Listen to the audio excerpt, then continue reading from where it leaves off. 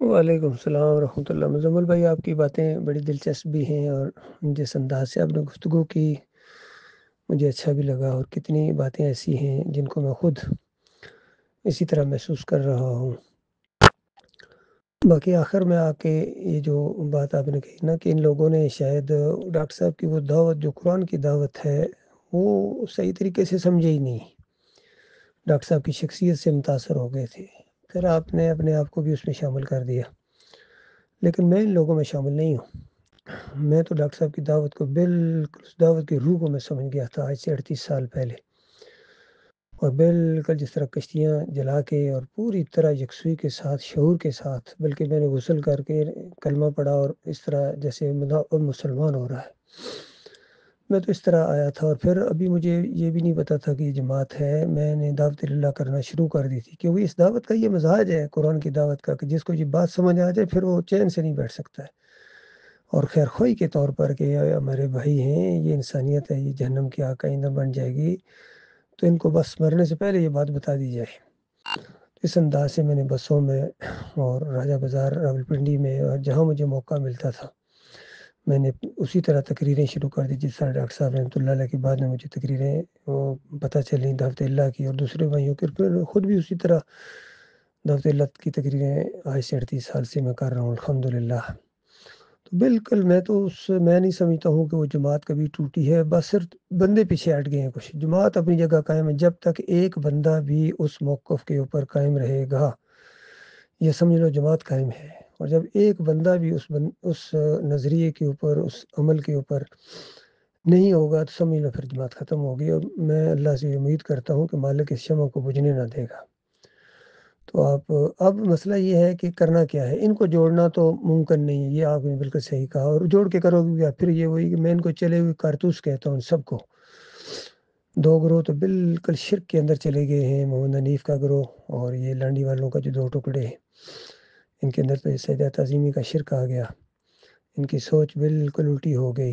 اور یہ جو 3-4 دوسرے گروپ ہیں، یعقوب علی کا ہو، اختر بیگ کا ہو، بدر کے بچوں کا عبید الرحمن کا ہو، یہ بھی اس انداز سے یہ سامنے نہیں آ رہے ہیں۔ کچھ باتوں کو انہوں نے تبدیل کر دیا، ڈاکٹر صاحب کے موقف کو یا ڈاکٹر صاحب کی شخصیت کو تھوڑا پیچھے کر کے اپنے آپ کو ذرا آگے کرنے کا ان کا یہ جو ایک ہے۔ ہاں، یہ نہیں ہے کہ ڈاکٹر صاحب سے آگے کوئی نہیں ہو سکتا، لیکن وہ خود کر کے تو دکھاؤ، اس جیسے عالم دین بنو، اس جیسے مجاہد بنو، تو معاملہ ہے نا۔ تم اس جیسے بن بھی نہیں سکتے ہو، تم حدیثیں بھی صحیح طریقے سے نہیں پڑھ سکتے ہو، قرآن نہیں پڑھ سکتے ہو، سب سے بات بڑی کہ وہ جیسا فہم و فراست تمہارے اندر نہیں ہے، اور تم پھر کہتے ہو کہ ہاں ڈاکٹر صاحب کی تحقیق یہاں تک تھی، اب یہ تحقیق یہاں آ گئی ہے، میرا کہنا یہ ہے۔ یہ سب 3-4 بندے ہیں، یہ اس انداز سے سوچتے ہیں، تو لہٰذا ان کو گٹھا کرنے کا فائدہ ہی کوئی نہیں، نہ یہ گٹھا ہونا چاہتے ہیں۔ ان کے ہر ایک کے اندر 2-3 بندے ایسے ہیں جو ان کو آپس میں گٹھے ہونا دینا چاہتے ہی نہیں ہیں۔ میں گزشتہ 8-9 سال سے یہ کوشش کر رہا ہوں، میں بھی آخر میں آ کے اسی نتیجے پر پہنچا ہوں۔ اور اب مسئلہ یہ ہے کہ وہی ڈاکٹر صاحب والی دعوت اٹھاؤ اسی طریقے سے، جو جہاں ہے، جو ڈاکٹر صاحب کا ساتھی ہے وہ دعوت اٹھائے۔ یہی وہ ہیرے ہیں جن کو اللہ تعالیٰ گٹھا آپس میں جوڑ دے گا، وہ مناسب وقت جب اللہ چاہے گا۔